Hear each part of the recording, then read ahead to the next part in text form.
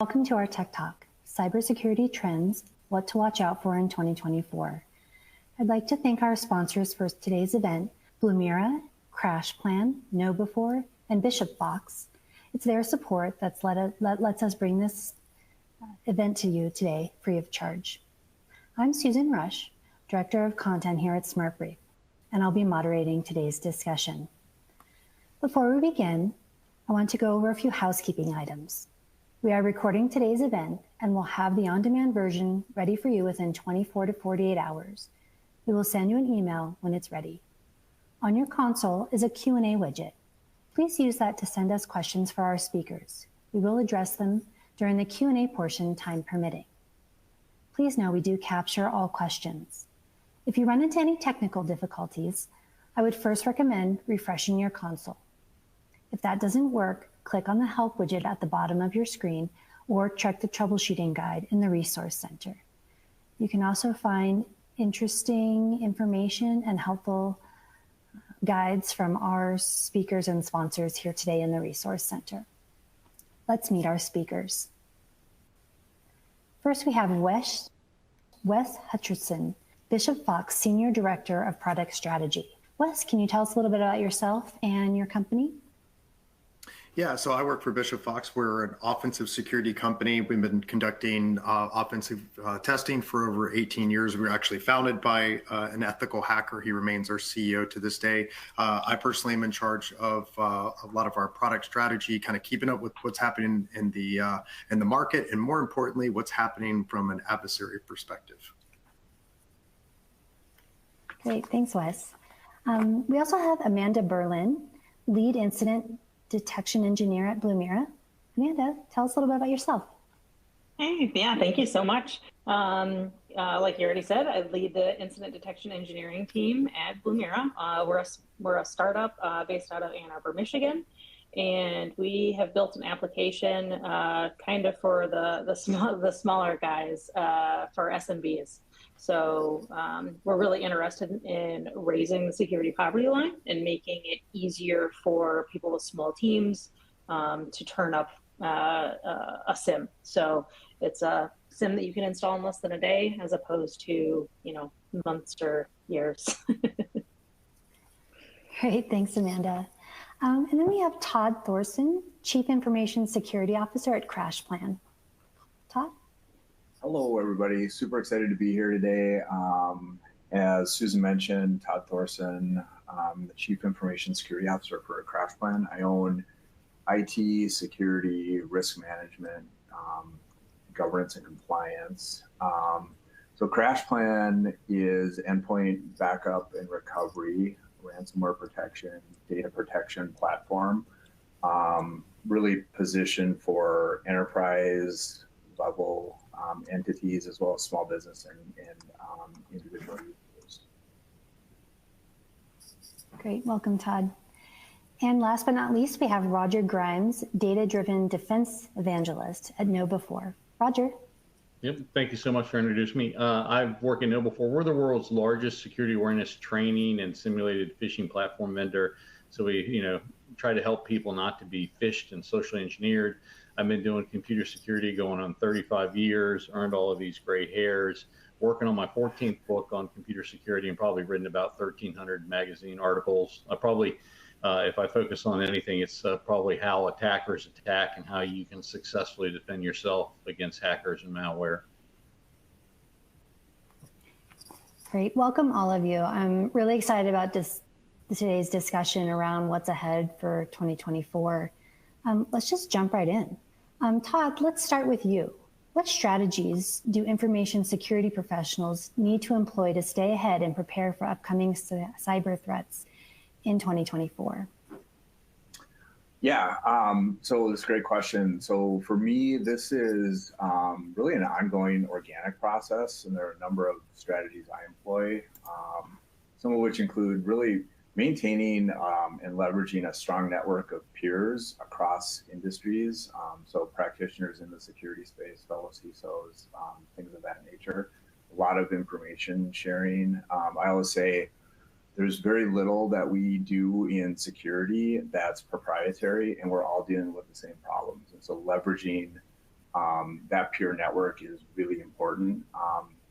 But also staying current on industry news, reports, blogs. There's a mix in a podcast here and there. I leverage trusted partners.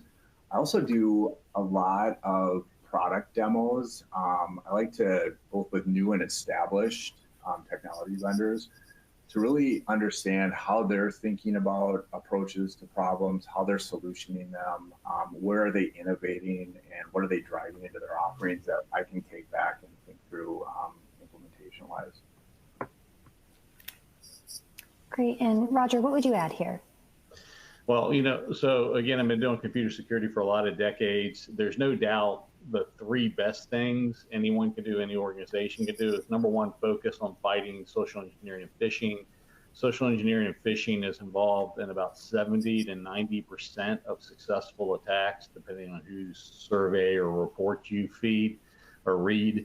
So fighting phishing and social engineering certainly is number one. Number two is making sure to patch your software and firmware.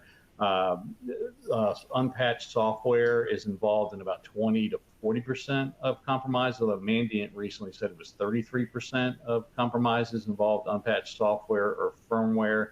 After that is some sort of like password attack, where the attacker either guesses or has learned your password.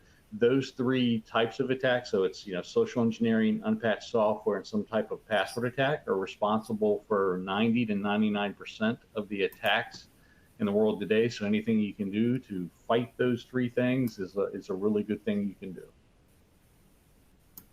Great. I think that's a really great foundation for our discussion here today. Thank you both.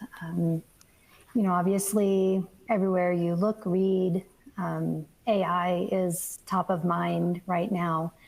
Amanda, when it comes to the realm of cybersecurity, do you consider AI a helpful tool or a potential threat? And how do you see it being utilized in the field so far? I think to answer the first question, yes. Both. It could definitely be a helpful tool when employed correctly and carefully.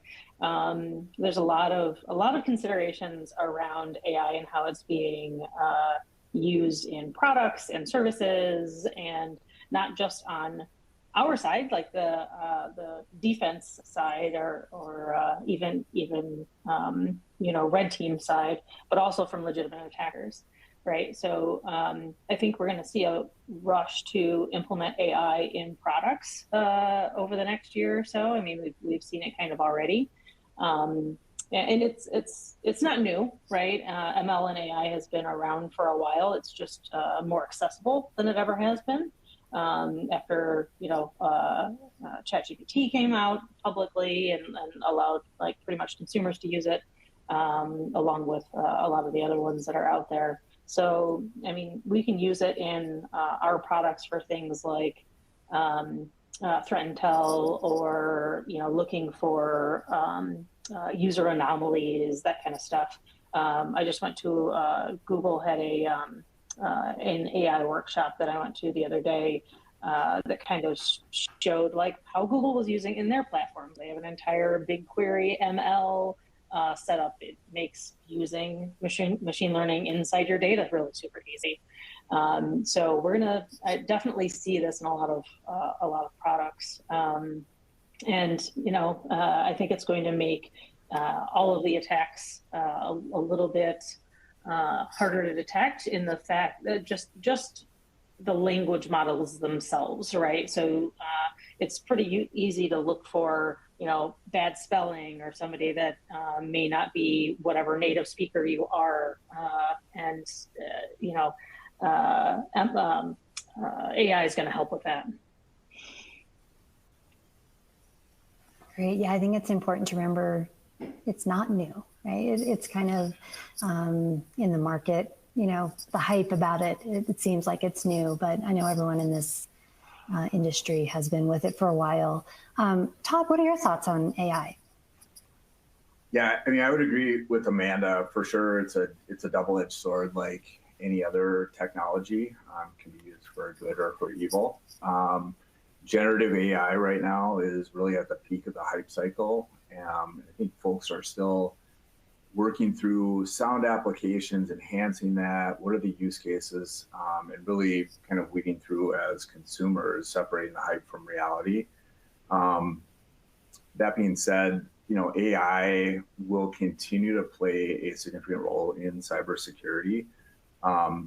These technologies are being used to detect and respond to threats in real time, identifying patterns in large data sets, enhancing predictive analytics for threat intelligence. So there's some really great capabilities there that we can leverage as practitioners. On the flip side, it's important to really think about how you're protecting the model data that's being used to train the algorithms. If they're compromised or poisoned with false or malicious data, that would have a detrimental downstream impact, obviously.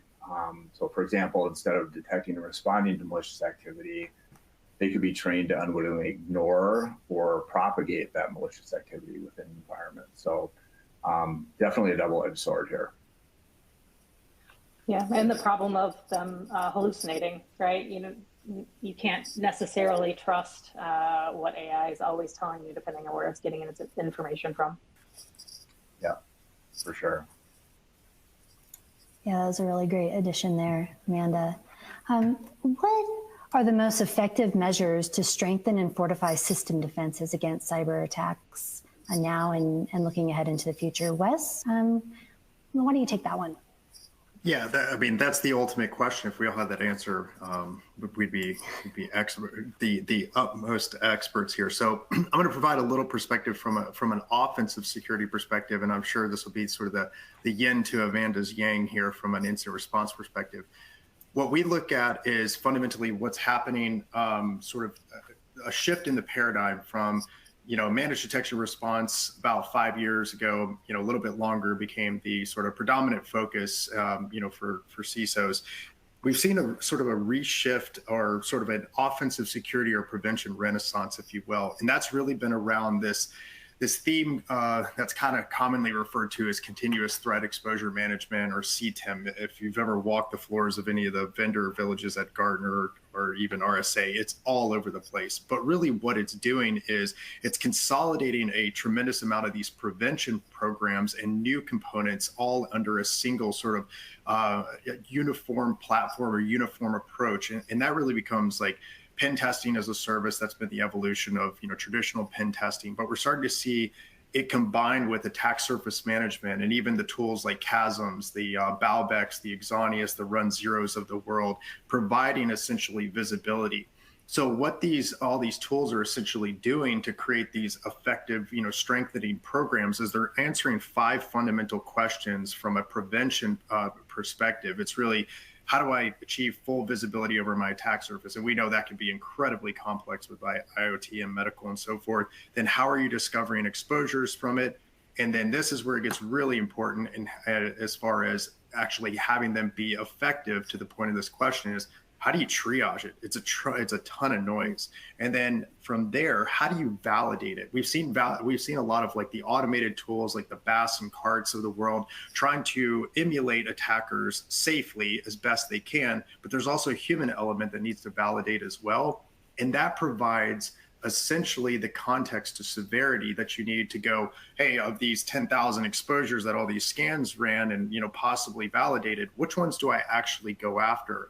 And so what we've seen is a mix of different approaches, especially as it sort of pertains to the CTEM component in offensive security.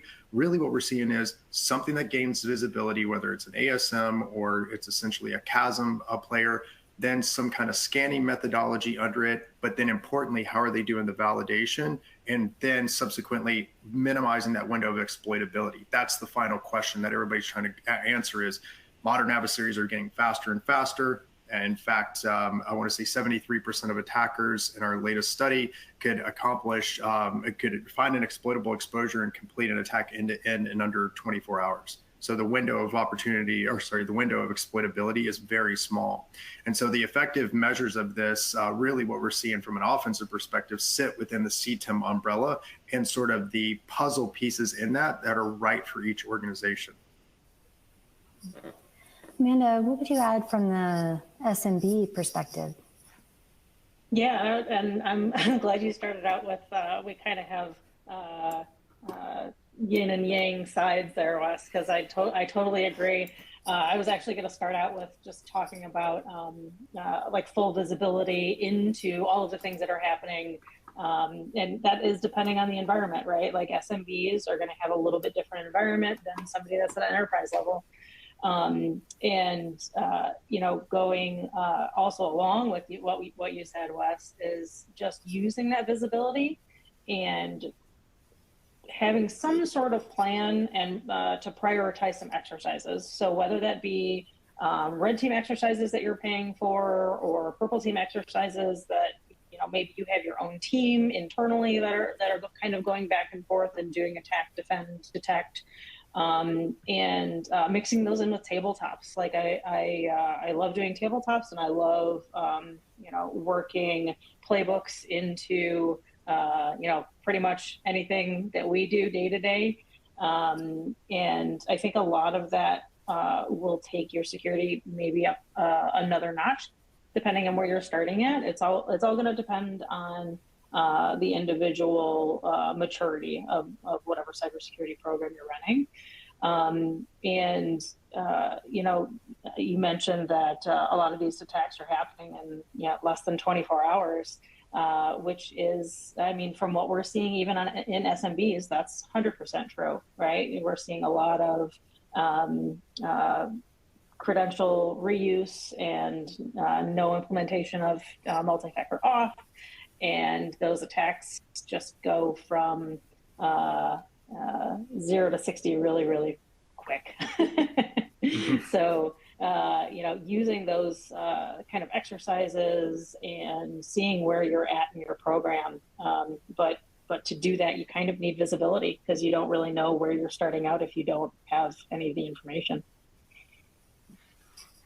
Yeah, and I'd love to build on what you guys were just talking about, especially talking about speed and sophistication. You know, with hackers becoming even more sophisticated all the time, how can organizations ensure they keep pace with evolving attack techniques and maintain robust security measures? Roger?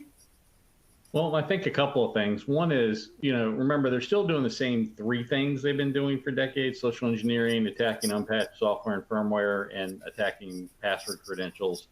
So, but they do it differently, right? They use different channels. Maybe they're using SMS, or they're using, you know, social media today versus they used something else years ago. But I think you do need to, like, remember, social engineering is involved in 70 to 90% of all successful attacks. And that social engineering can be done a whole bunch of different ways. But certainly one of the best things you can do is keep up to date. Like, how are they doing it today? Like years ago, maybe a decade, 2 decades ago, you would get maybe a fake antivirus warning on your system, you know, saying, oh, you're infected with viruses, go here. And that still happens, but it's not quite as popular as some of the other attacks. So I think everybody, you know, at least somebody in every organization should be tasked with keeping up to date to what's the latest types of attacks. And you can subscribe to newsletters, security feeds, that sort of stuff. Even at our company, our customers get something that's called like the hack of the week or the hack of the month, and we'll actually test you with simulated phishing built around what are the most common attacks being seen that week or that month. So anything like that. And I think it's really important that when you're educating yourself and you're educating other people, that you aren't just choosing any, like, the latest great attack that would appear in National Enquirer. I mean, you really want to focus on what are the common attacks being used by attackers, you know, not the rare stuff that's just happening in one place. That's a big part of it. You know, I think to fight the social and the fight the unpatched software issue is you go to the CISA, the Cybersecurity Infrastructure Security Agency. That's CISA.org or .gov.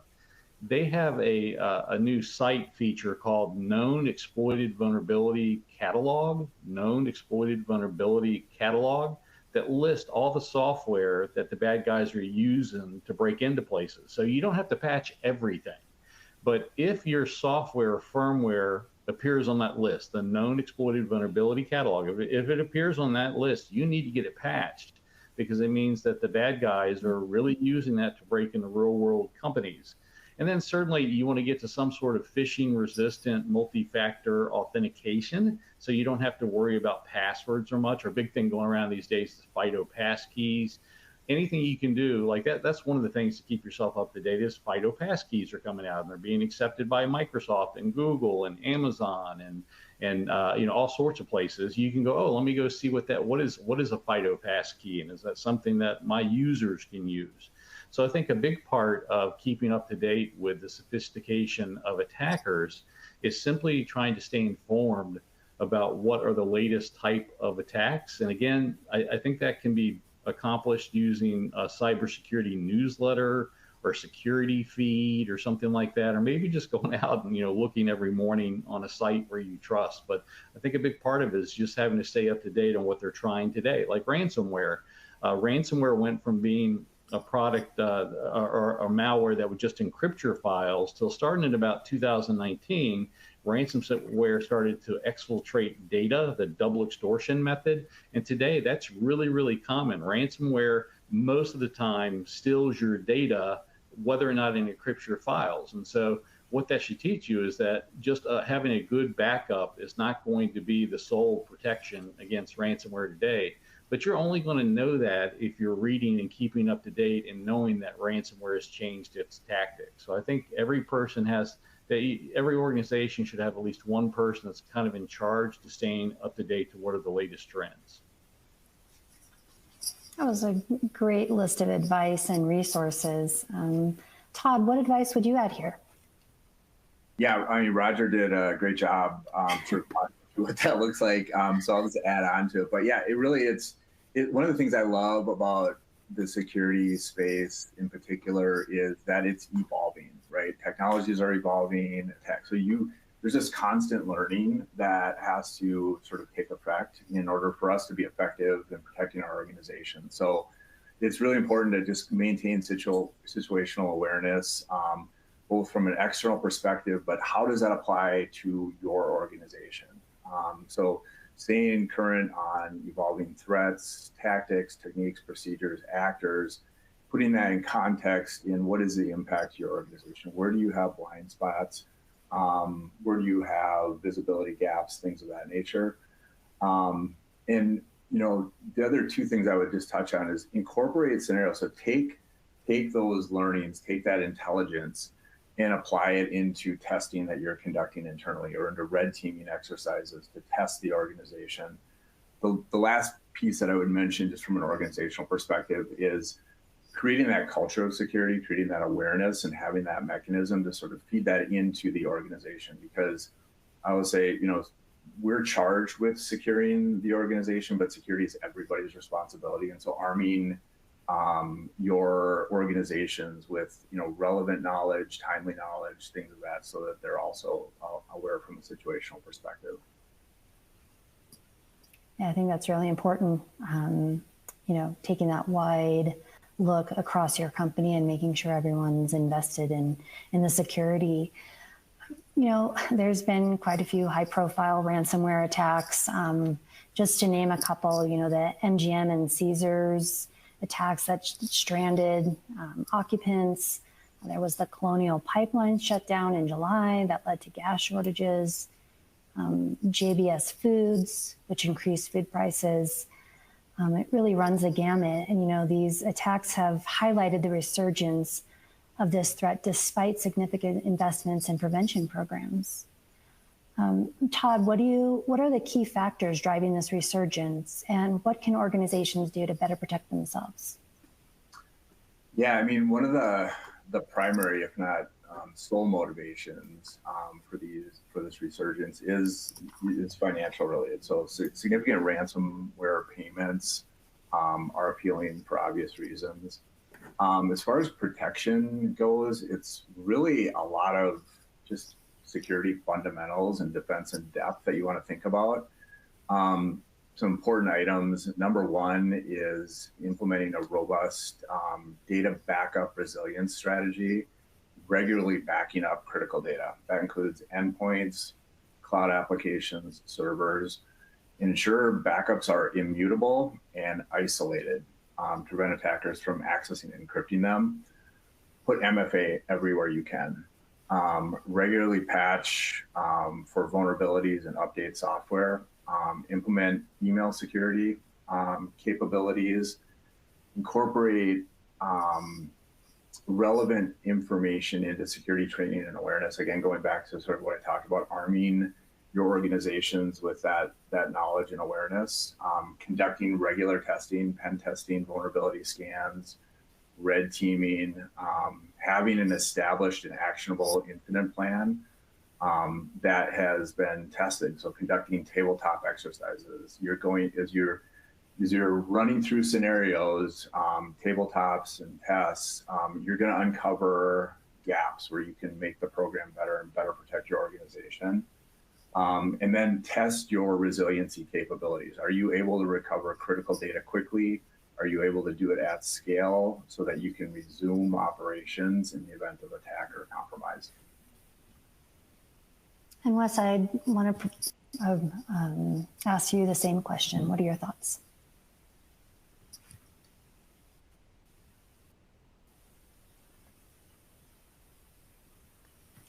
Are you still there, Wes?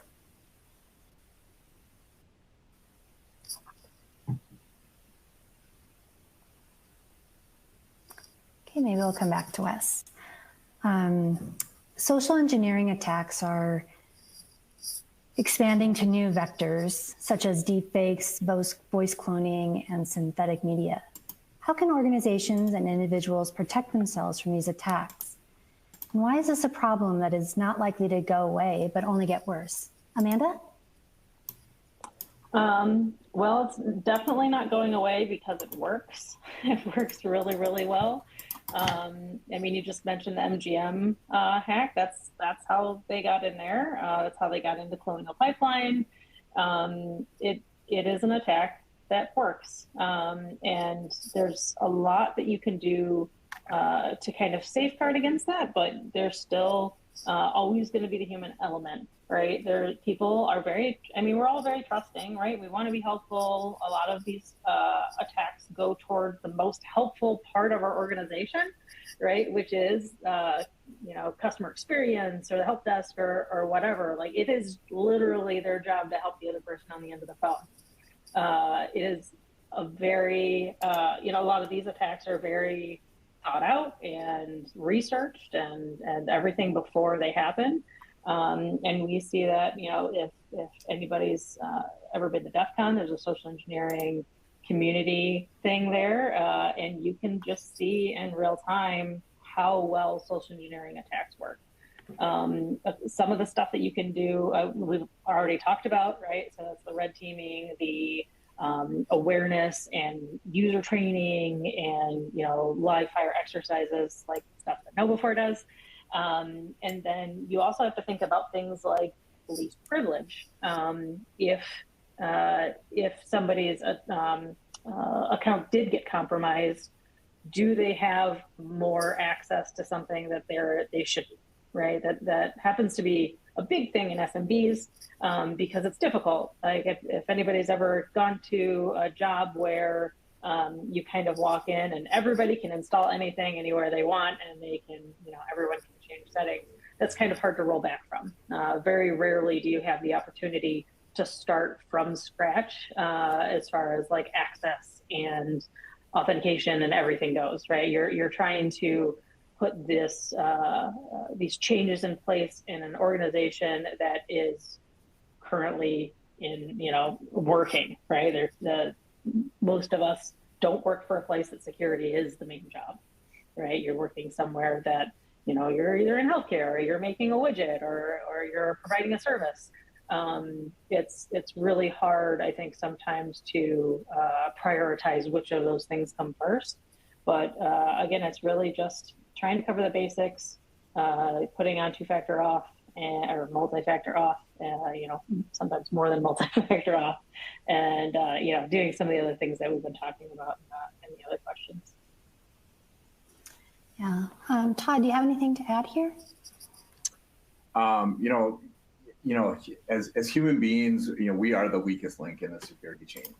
And to Amanda's point, we want to be helpful. We want to provide service to our customers, things of that nature. So that's part of human nature.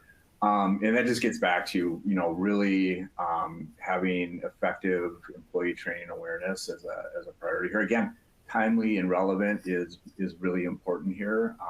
Conduct regular training sessions, teach employees how to recognize suspicious behavior, requests, communication. Smishing attacks, they're pretty, you'll get the text message and they're pretty ridiculous. Hey, this is the CEO, I'm in a meeting, can you, send me this document or something like that. Just keeping awareness within the organization that, hey, the CEO is never going to reach out to you for a request like this via text message. I know when the Silicon Valley Bank failure happened earlier this year, they were our banker and we were on that. And one of the things that we were thinking about is we're going to get an increase in, EECs, phishing attempts that are going to be tied to that, introducing urgency. And so we spent some time with, our finance team, our accounting team to be on the lookout. This is what you can expect and have some awareness around this. The other piece too, just for organizations that are, have customer success, customer service arms, really think through what your verification practices are when you've got customers emailing or calling for requests or support, things of that nature. So how do you validate those pieces that they're legitimate? So those are some of the things that I think about here. Great. Wes, are you back now? Yeah, I'm sorry, connectivity issues. Yeah. Oh, that's okay. It's understandable. It happens, no problem.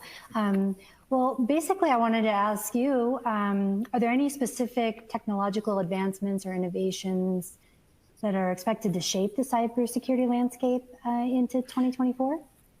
Yeah, I kind of hit on the offensive security renaissance, if you will. There's one in particular that we've seen growing adoption, and this is not a self-promotion because we don't offer this solution. We've looked at it from the perspective of how does it enable security programs to essentially become more effective, and that's really the chasms of the world. So the cyber attack, cyber asset attack surface management tools. We've seen rapid adoption of them. Now they're complex. That's one of the drawbacks to them.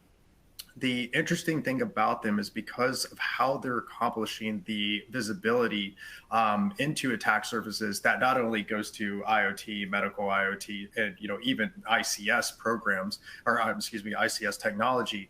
They are providing a comprehensive way to essentially view the attack surface through both passive activity and then also active scanning, as well as integrations. And the integrations is really the important part. If you look at sort of all these different chasm vendors, it's become a race to integrations. It's like, how do I leverage your existing security stack so that it provides essentially comprehensive visibility across the entirety of the attack surface? Because we kind of like to say like visibility is king, because it provides the ultimate vantage point for you to basically be able to detect and respond to any kinds of attacks, and especially close the window of exploitability. It's not all exposures are created equal. So by integrating all these different technologies into a single consolidated view, you're able to not only see the full attack surface, all the exposures across it. And what we're really seeing that's interesting in this space is the ability to have enforcement actions. And that's really, again, using the existing security stack that's connected into it to actually isolate even an identity, isolate an endpoint, to leverage the integrations from a SOAR perspective to pretty much do anything that you want, given a level of enforcement to essentially stop attack or give you more time to actually investigate it. That component of what we're seeing in the offensive security space has pretty far-reaching implications. And if we look at I look at sort of all the technologies in the marketplace of like, are they nice to haves? Are they going to be additional stack, or are they consolidating things and becoming transformational? That's one of them that we really see. And then the integration of that with some of the automated testing solutions that are going beyond breach and attack simulation, especially from like a limited replication of attack of adversaries onto what's called CART, that's the continuous automated red teaming. that can actually at scale replicate some more of the sophisticated attack scenarios in conjunction with the CASM technologies, that's starting to open a whole new marketplace and essentially solve a lot of issues at scale that helps minimize that window of exploitability. And Roger, I'm wondering what you're seeing as you look into next year. Well, I almost hesitate to say it, AI. Everybody says AI, I hear AI, I get asked to comment on AI. I'm like sick to death of AI, and I don't want to use the word or the phrase anymore, but certainly it's a huge impact. I mean, you know, AI is paradigm changing. I'm not as fearful about it as a lot of people. And let me say, we've done some testing at KnowBe4 that is kind of scary, where the AI and large language models, where they can make really sophisticated looking phishing messages. And not only that, actually the scarier part is that it can allow an attacker to have a dialogue with somebody. If somebody during one of those phishing attacks asks a question, what the AI allows them to do is converse with the people using their language, using their jargon within their industry. Really kind of wild stuff. But you know, one of the great things is the good guys invented AI. We've been using AI for 10 years. It's not anything new. KnowBe4 we've been using AI for 10 years, and it can be used to improve your defense. Like again, at our company, one of the things where you can do is we have these phishing templates where you can kind of choose. We have like, I think it's over 1,000 of them, but phishing templates are how you can make these example simulated phishing tests, you know, whether it looks like it's from LinkedIn or Microsoft or whatever. Well, we've done tests, and we've tested where a human admin says, okay, here's the different example simulated phishing tests we want to do against, you know, our customer or against our employees to see how they do in recognizing the phish. You can also turn on AI-enabled selection. And we know that when the admins turn on AI, it fools the coworkers 17% more of the time. And when you're fooling somebody in a simulated phishing event with a test, and then you're telling them, hey, this is why you failed, you're actually teaching them better. It sounds weird that more failures teaches better, but that's kind of an example of how AI can help you. Is that it can have it can better pick, in this case, simulated phishing template subjects that seem to get through the defenses a little bit better. But AI can do things like help you figure out where to put defenses or where to put better defenses. Let me say, some of the stuff doesn't have to be AI. It's just being proactive. Like I've never I've been doing this 35 years. I have never scanned an environment for patches where anything was remotely close to patch. I've never scanned a Cisco router that was fully patched in my life. You know, on banks and government sites and hospitals, everything's unpatched. So you don't even need to have AI there, but you need some sort of proactive service that is scanning your environment, looking for unpatched software, unpatched firmware, for other types of vulnerabilities, misconfigurations. That maybe like that's another example, is you need something that is proactively scanning your environment, looking for maybe overly permissive permissions. You know, somebody puts out a cloud storage bucket somewhere and they don't make the permissions tight enough, so it accidentally gets left open to the public or something like that. You know, what you want to do going forward is you want to try to automate as much as you can computer security defense. It's always a combination of your best set of policies, you know, implementing policies that try to decrease the chances that something bad happens, your technical defenses, and end user education.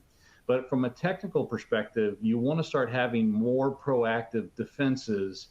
You don't want to wait told that you need to. The hackers are scanning your environment looking for unpatched vulnerabilities.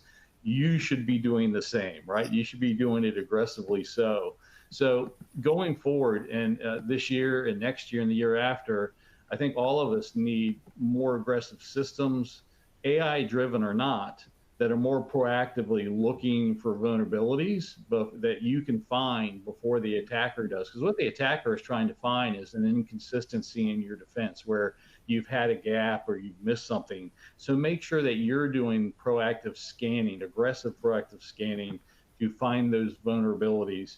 To do proactive security awareness training so that people are being trained about what different types of phishing attacks. So that's what I would say going forward is make sure that you do things more proactively, more aggressively, and more automatically where you can.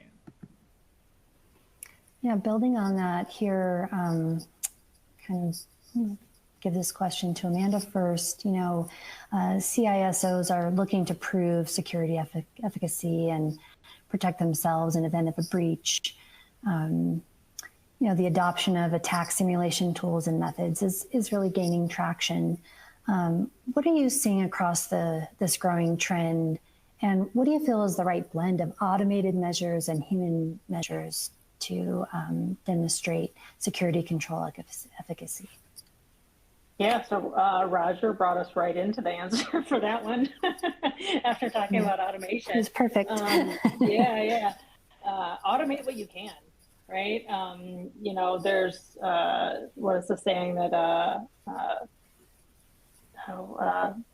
a lazy engineer is a good engineer, right? You know, you want to try and automate everything that you possibly can, but you're still going to have to check those things manually. It's kind of the reason that SOAR and XDR are such attractive options for tech teams. I think one of the best blends that we see working kind of falls back to the question that I've asked probably since I've started in detection and defense stuff is like, what keeps you up at night? It's one of my favorite questions coming from a defense perspective, because there's so many different paths that you can go with that question, right? 75% of the time somebody says ransomware, but you can't just stop there. You can't just say ransomware and think, all right, what if this device gets ransomed versus this device? Like, there's going to be a different answer, depending on what those things do and the importance of them to your business and your bottom line and to your customers or shareholders or whatever.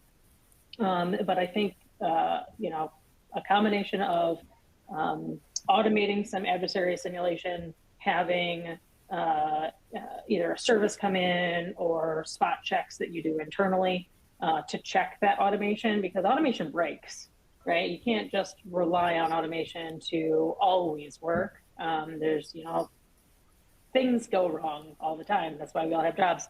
But using that automation with what you're doing manually and actually tracking that to some kind of compliance framework, whether it's, whether you want to go with ISO standard or use MITRE or whatever you might have to comply with, there's software out there that can help you track those automated actions for the adversarial simulation along with what you're doing manually to check. Right. So you can kind of base your maturity program on the defense and the detections that you map to those. I mean, you don't always want to just rely on a compliance framework. You want to think about it in a holistic perspective, right? Because not everything is always covered in compliance, as I'm sure a lot of people know. But yeah, it's just do your best to automate all of the things that you possibly can. That's great advice. Wes, do you have anything to add onto that? Yeah, so this is right up our wheelhouse as far as, automating things for security control validation. So we actually asked our penetration testers, because we employ close to 300 of them, and we said, and we asked them internally, we go, how much of your actions can actually be replicated via automation today? And, I'm sure their answer was a bit biased, but it was around 70%. Now, that comes with a caveat, because really when they answered the 70%, that was of the simulating the initial exploitability. Now, we followed up the question just out of curiosity of, now, answer that from the perspective of using an automated basis to safely exploit things. And that's where it starts to get fuzzy.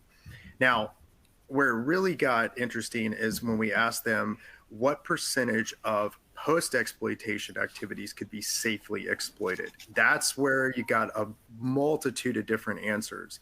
And kind of, in Amanda's realm from, incident response, from an incident response perspective, especially once an attacker's gained initial foothold, replicating those actions via automation becomes very difficult, and then very difficult to do so safely. You're seeing organizations like Pantera, Cymru, Attack IQ, all of them essentially trying to do it from illuminating potential attack pathways.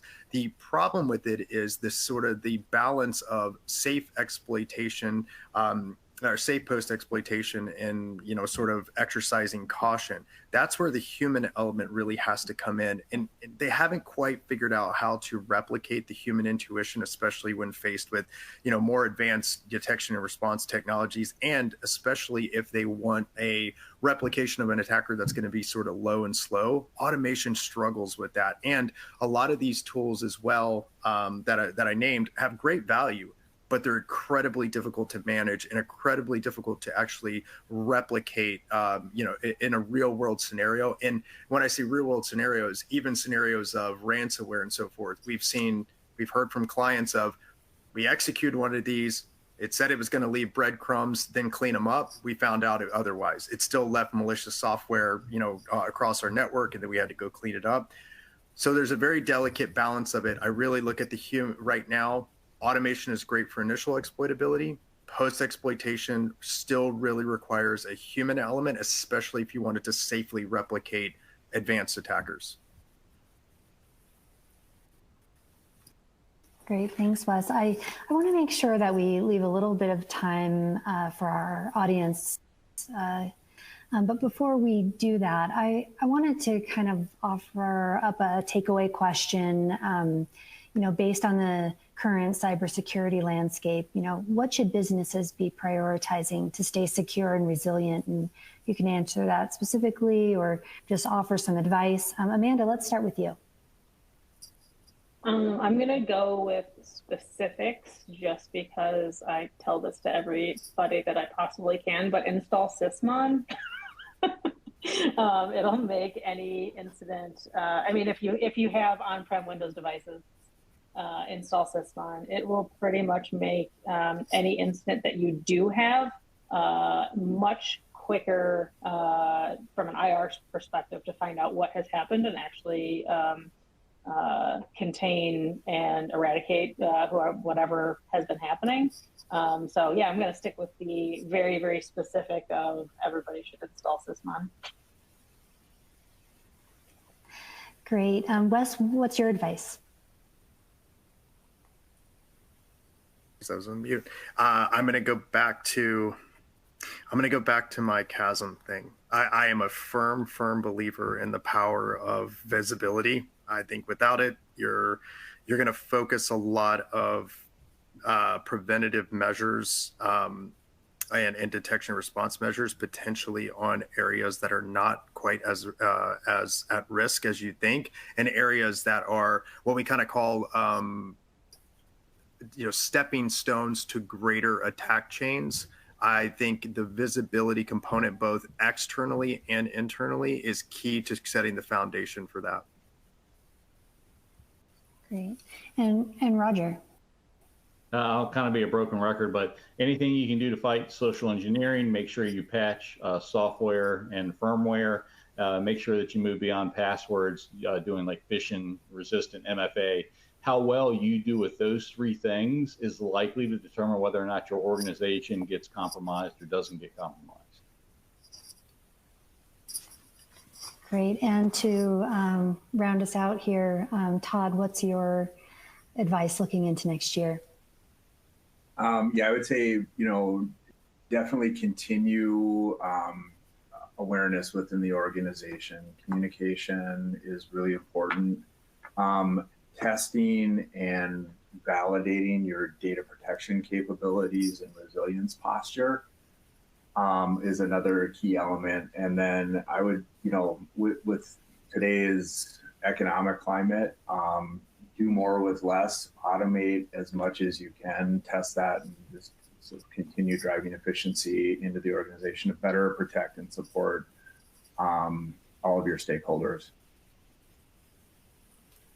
This has been such a great conversation, and I could keep firing questions at you guys all afternoon, but Let's move to our Q&A portion. Again, if you haven't submitted a question and would like to, feel free. If we don't get to it today, we will capture all the questions, so no worries there. Let's see. First question is, when COVID hit, we all moved to a remote first model. While many teams weren't ready for it, they quickly adapted. Now we seem to be returning to the office, which brings about new challenges in the shift to a truly hybrid model. Can one of you speak to this trend and the challenges it introduces? I mean, I do think we were truly hybrid even during COVID.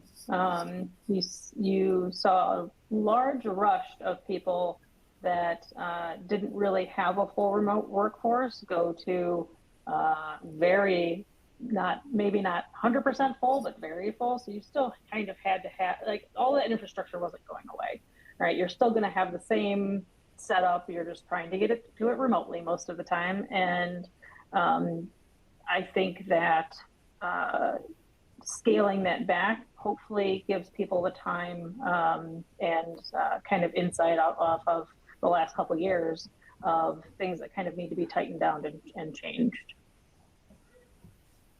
Great. We have another question here. It says, security tool adoption is overwhelming security teams, with the average organization that has 1,000 or more employees having 42 security tools. This has led to a massive trend in consolidation. Can one of you speak to this trend and what players and approaches are starting to emerge as winners in the space?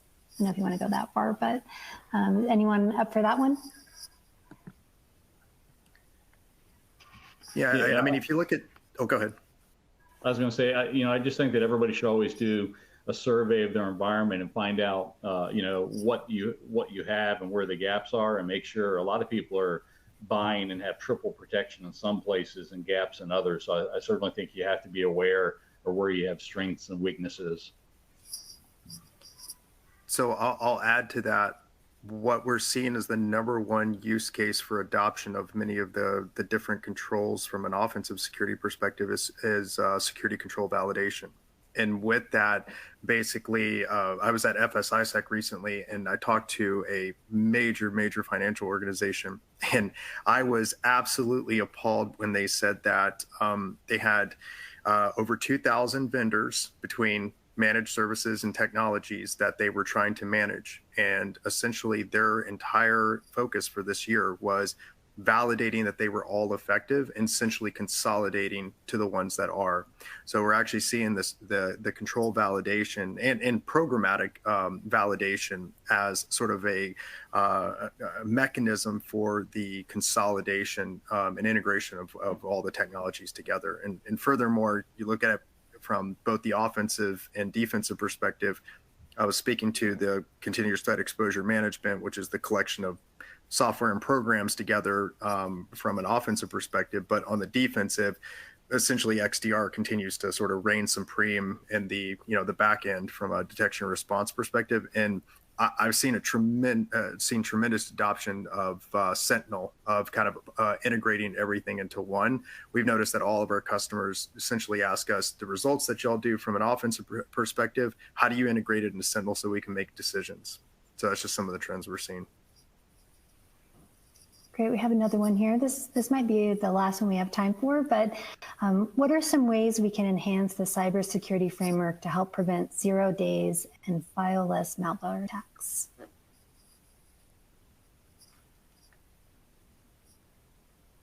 Yeah, so those 0 days are very difficult to detect. There's been a lot of them, so that's a great question. And really what you have to do is have good monitoring. Once a 0 day gets an attacker or their malware program into a system, you're still going to continue to see anomalous behavior. Many times, like, it would be weird connections from, one server to other servers that you would never normally have a connection from. So if you're trying to stop 0 days and fileless malware and that sort of stuff, realize that really your biggest hopes rely in anomaly detection. So you have to define in your environment what is correct, like what machines should be connecting to what machines, and monitoring that activity, and then alerting and investigating when you have anomalous activity. That's basically the only way you defeat trying to detect 0 days. And I used to tell people, don't worry about 0 days because, they're not, they don't happen that much. And they're not, out of the 21,000 exploits we had last year, very few of them were 0 days. But that's changed this year. There's a lot of 0 days. They have been exploited and used against a lot of people. So it comes down to realizing you have to figure out what is normal in your environment and then monitoring the right things like connections and alerting and responding to anomalous behavior. Yeah, and to kind of add on to that, totally agree as far as the logging portion of it. Just looking for there are some TTPs and kind of going back to what Wes said a while ago, is that that first stage exploit, a lot of that is automated. And a lot of attackers use the same kind of stuff. So if it is fileless malware, if it is an ODA, like even if we look at the MoveIt vulnerability that was, how long ago was that, like a couple months ago, it was still detectable, right? You're still exploiting a known service with something that service shouldn't be doing, so an anomalous actual activity, but it's still dropping a file, or it's still running something via a process that it shouldn't be running. So even the most advanced attacks still kind of have along that attack path the same TTPs at some point.